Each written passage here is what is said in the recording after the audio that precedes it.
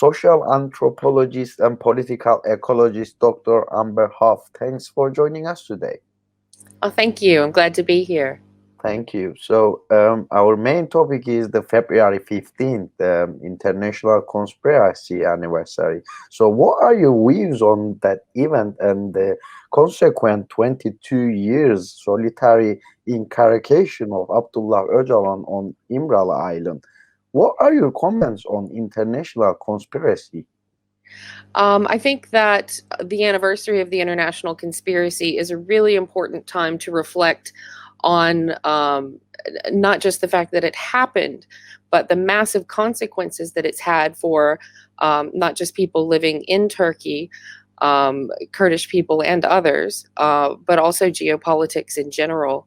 I think that without the international conspiracy and international complicity with the violence of the Turkish state in this case, we wouldn't see the same massive deterioration of human rights and the rule of law within Turkey, and the suppression of movements for democracy by civilians, protesters, academics, civil servants, and others. So I think that the significance of this anniversary should be a time that we reflect on the broader politics and lessons for not just the Turkish state and people who are keeping an eye on events within Turkey, but also for the international community and what this means, and how history has had such an intense effect on the present day situation. What is your message to Turkish state, the United Nations, as well as the Kurdish people too? To the Turkish state, I would simply say that enough is enough. Öcalan and other political prisoners must be freed from prison. And I would ask the Turkish state a question: how can we expect peace while the Turkish state continues its indiscriminate war of terror, suppression, torture, detainment, denial of identity, etc., against Kurdish people and others within Turkey who advocate for peace, democracy, and human rights? To the United Nations, I would remind the United Nations of their power to greatly impact the suffering and relative well-being of people at the hands of the Turkish state. That without weapons, financial support, and a blind eye turned by the international community, Turkey would not be able to continue its campaign of terror. And this is manifested in recent years, as we well know, as is well documented, with the deterioration of human rights and the rule of law, the expansion of violent attacks on people across society. And alongside this, of course, has been an intensification of Turkey's long-held domestic policy to meet Kurdish self-expression and demands for democratic self-governance with suppression and outright violence. And I think that we really need to call out Erdogan's government and its supporters for their use of the accusation of terrorism that's become treated as a magical word, authorizing any act of aggression, no matter how deadly and how indiscriminate, both within and outside of Turkish borders. So I would say both to the Turkish state and to the United Nations that enough is enough, and we need to see some change here. To the Kurdish people, I would say that really in a time of global crises and upheavals that we all feel, the struggles of the peoples of Kurdistan and Öcalan's philosophy of democratic confederalism have truly inspired radical imagination and action from people around the world, including many engaged in their own struggles for freedom and who are working to build democratic and ecological society. So in solidarity, I say, long live the peoples of Kurdistan, and we're all watching what happens in the region. Social anthropologist and political ecologist Huff, thanks for joining us. Thank you for your comments today. Thank you. Dr. Thomas Milley, lecturer in sociology and supporter of peace in Kurdistan as well as freedom for Öcalan. Thanks for joining us today. Oh, it's an honor to be with you. Thank you. The anniversary of the February 15 International Conspiracy is our main topic today. So what is your comments on international conspiracy on the 22nd year of the international intelligence services that kidnapped Kurdish leader Mr. Abdullah Öcalan? Yeah, I mean, I think it's important to understand why it is that Ocalan is considered to be so dangerous by the powers that be in the world. The NATO powers, in combination, obviously, with the Mossad that were behind the abduction of Ocalan, and to this day, his imprisonment, his isolation in Amrali Island, I think has to do with his important articulation of an alternative to the catastrophic course of events, the catastrophic capitalist modernity, the climate crisis, the ongoing wars, etc. That Ocalan has been a voice that has articulated what self-determination can mean in the 21st century, an alternative to this horrible scenario. And so in that respect, because he articulates such an important alternative, this alternative democratic confederalism, I think this is something that is very much makes him dangerous. Makes him dangerous to all the powers that be, obviously, particularly to the powers that be in Turkey, and because of Turkey's strategic position in geopolitics, its role in NATO, its position in international trade, it manages to keep Ocalan public enemy number one. Despite the CPTs and many international institutions' reports regarding the Öcalan's isolation, this violation still continues. Mr. Öcalan is not allowed to meet with his lawyers, his family. What is the reason for the insistence in isolation? What kind of action should be taken against it? How can this vicious circle can be overcome? Yeah, I mean, again, to talk about what is the situation. The situation of total isolation is a situation of it's totally inhumane. It goes against international law. And in this respect, the Committee for the Prevention of Torture has an obligation to continue pressuring the Turkish authorities to abide by humane standards. Now, the reasons for his inhumane treatment, I think, has to do with the way in which he presents what is conceived of as an existential threat to the Turkish nation-state ideology, the dominant Turkish nation-state ideology. But it's important to keep in mind that Öcalan is a voice of peace. He's someone who has been consistently for over a decade and a half calling for a peace process, and he is a crucial player in what can be a democratic reconciliation to the conflict in Turkey and in the broader Middle East. And for this reason, I think it's crucial that the European authorities, the Council of Europe, the Committee for Prevention of Torture, all push for and understand the importance of the freedom for Öcalan as a prerequisite for peace in Turkey, democracy in Turkey, and a broader peace in the Middle East. So for all of those reasons, I think it's really important that we think about not just improving the inhumane conditions, but actually arguing for Öcalan's freedom. Dr. Felix Padel, affiliated with Sussex and Oxford University. Thanks for joining us today. Thank you for inviting me. Thank you. The anniversary of February 15th, International Conspiracy, is our main topic today. What is your comments on international conspiracy on 22nd year of international intelligence services kidnapped Kurdish leader Mr. Abdullah Ocalan? Thank you so much. I mean, it is an outrage. It was obviously a conspiracy by many different countries' intelligence agencies acting together that captured him at the Greek embassy in Africa. And an Israeli aeroplane flew him back. Greece and Russia had closed the door and all of that.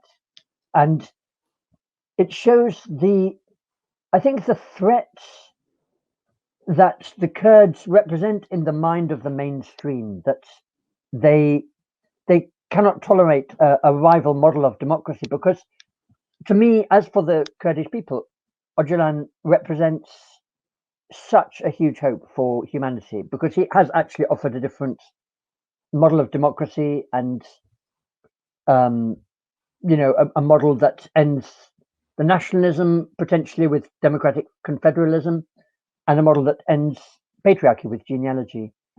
And above all, the capitalism, the arms industries that are supplying Turkey and the other countries, they obviously have been afraid of what he represents for a long time, which is why the news is so marginalized.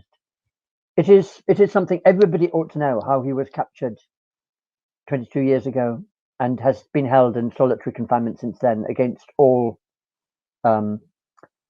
rules of human rights. Historian, Ohio State University, Pietro Shakarian, thanks for joining us today. Thank you very much, Adam. I really appreciate you having me on the program. It's wonderful. Thank you. You are very kind. So the 15th of February, which is the anniversary of international conspiracy that Kurdish leader Mr. Öcalan has been kidnapped by many international intelligence services. So what are your views on that event and the consequent on 22 years solitary incarceration of Abdullah Öcalan on İmralı Island? What are your comments on the international conspiracy? Well, listen, I think that the Turkish government needs to have dialogue with Kurds, whether it is Abdullah Ocalan or Demirtas, HDP party. They have to have a dialogue with these people, right? So, arresting these leaders, putting them in incarceration, depriving people of their rights, just because they want to speak their own language, right? So they're not even really asking for secession. They're asking for cultural autonomy, cultural rights. And I don't understand why in the modern world this would be such an anathema. So the Turkish government needs to sit down with Kurdish activists, with Kurdish leaders, and sort out these matters completely. And that's my opinion on the issue. Thank you very much, historian, Ohio State University, Pietro Shakarian. Thanks for your comments today. Professor of Political Science at Tennessee Technological University in the US and the Secretary General of the EU-TCC, EU-Turkey Civic Commission, Michael Gunter. Thanks for joining us. Thank you for accepting our interview invitation this time. Yeah, good to see you again, Aram.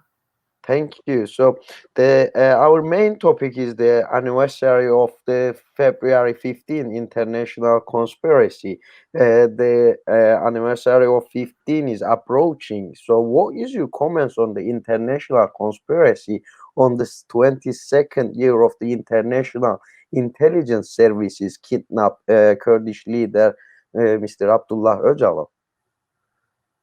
Well, I've been thinking about this, of course, and in retrospect, maybe Öcalan should have gone to the mountains in northeastern Iraq with the other senior leaders and PKK guerrillas instead of going to Western Europe at that time. History would have turned out very different. But I don't know if that would have been for the better, because as a Turkish prisoner, Öcalan's trial and it's been almost a quarter of a century of imprisonment has created a great deal of sympathy and recognition for the PKK. Also, the PKK has thrived and grown without Öcalan's daily hands-on leadership. And I sometimes even wonder if Öcalan were freed, what kind of world would he be coming into? It's been, as I said, almost a quarter of a century. Would that really work at this point? So much has changed. Anyway, I also have been thinking how Mr. Öcalan's incarceration is not really unique. It's just clearly the most publicized. But literally thousands of Kurdish politicians, HDP party members, pro-Kurdish and civil liberties leaders in Turkey have also been in prison. For example, just today crossed my desk a notice about MP Leyland Gulen and her situation. Despite the CPTs and many international institutions' reports regarding the isolation, this violation still continues. Mr. Ocalan is not allowed to meet neither with his lawyers, his family, and with politicians as he did in the past during the peace process, actually. So, what is the reason for the insistence in isolation? What kind of action should be taken against it, and how can this vicious circle can be overcome? Well, of course, I'm not a Turkish policeman, so I I really don't know. But I would speculate that at least in part, Turkey is afraid of Öcalan. But remember, Aram, there was a brief time called the Kurdish opening from 2013 to 2015, when it seemed that Turkey and the PKK might actually reach an accommodation. However, in retrospect, looking back upon it, I don't think Turkey was ever really willing to have a genuine compromise with the PKK. Basically, it was window dressing, and Turkey wanted the PKK to just give up the struggle. So what happened, as you remember, the parliamentary elections on June 7th, 2015, the pro-Kurdish HDP party gained enough seats in parliament to deny Erdogan's AKP party a majority. And at that point, Erdogan turned on the PKK, and the fighting resumed. And Öcalan turned toward the MHP, the National Action Party of Devlet Bahçeli, the ultra-Turkish nationalist, for an alliance to keep himself in power.